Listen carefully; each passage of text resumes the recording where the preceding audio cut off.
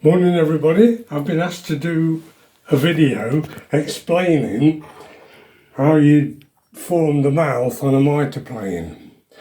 I thought I'd done all this on video, but evidently this person that's asked me can't find it. Now I haven't actually made this. This was sent to me as a kit from America as a gesture, somebody making kits, plane kits, and he sent me one. But it turned out I've got the joint. I'm not making planes at the moment because it's too cold, so that's why I'm having to use somebody else's. Incidentally, the dovetail angles on this is far too steep. They want to be like that, like a wooden dovetail. That's just telling you that. Right, now, clear my throat. This man who sent me this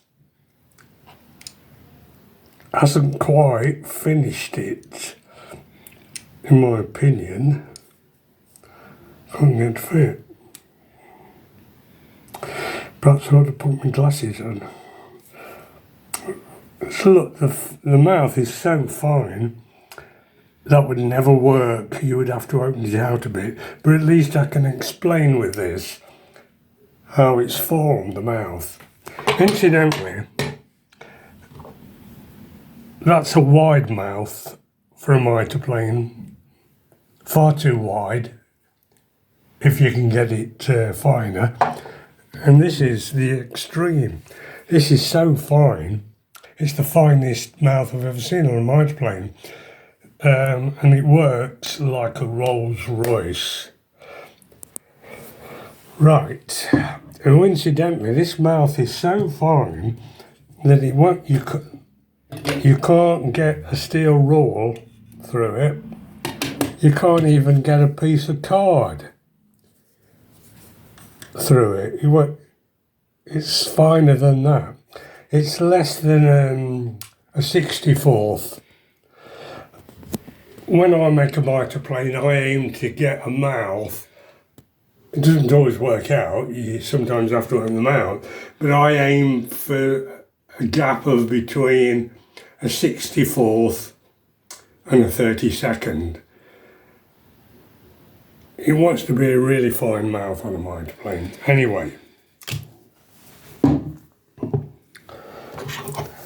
You start off by one piece of steel, which you have to cut into two pieces to form a fine mouth, and then you put a tongue groove joint in it, as this, and move it about a bit so you can perhaps see. Right, so when you've cut your two pieces of steel where you want the mouth on a plane, and you've got those very accurate, so they butt up tight, perfect joint. The rear part, sole of the mitre plane, that line, once you've trued it up accurate, you don't cut into that. It stays dead straight like that. So that's finished, apart from doing all the escapement and that. Now the front bit is how you form the mouth. So when that's accurate, joined up to there, whatever these shoulders width are the same on both pieces of metal.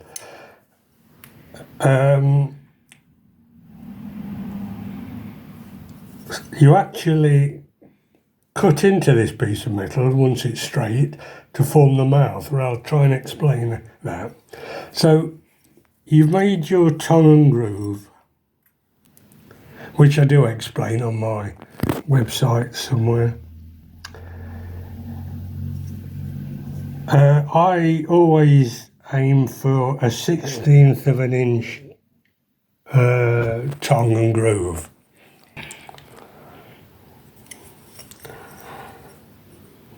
So on this piece, the rear part, you set it out, the bevel you want for the bed, say 20 degrees, and you file it down, which I do explain on other sites, to almost a feather edge. You don't want it to go to a feather edge. You want a little right angle there of about what? Thickness of a rule, say, or wider. No, that's wrong. You want it to go almost to a feather edge, but not a feather edge. Less than that bit wants to be less than, I should say 32nd. Right, so you've done that. Now this is how you form the mouth. You do exactly the same width shoulders on this piece, so it fits together. And you do, how can I explain this?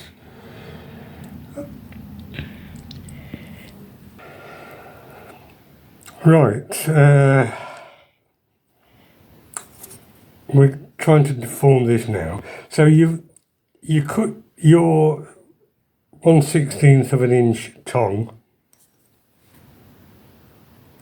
to fit the groove, so that it fits flush like you would expect on a floorboard joint. Then to get the mouth from these two shoulders here, you cut into the metal whatever width of mouth you want. You recess that bit into there, and then you do the escapement like that. And there's no set sizes for the escapement. I always do a 1/16 of an inch slope.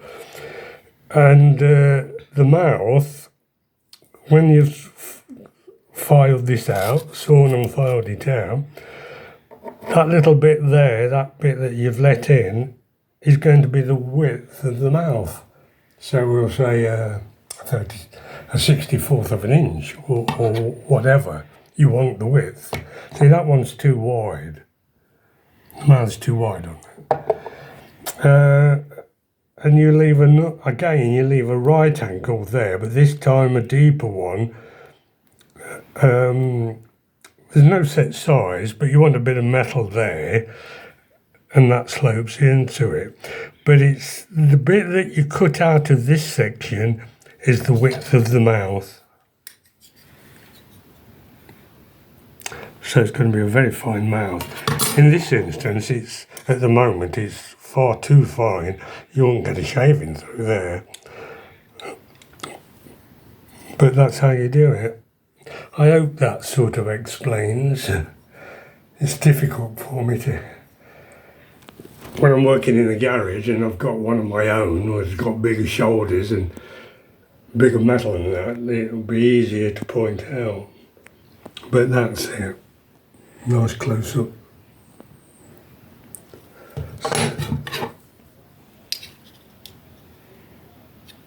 Okay.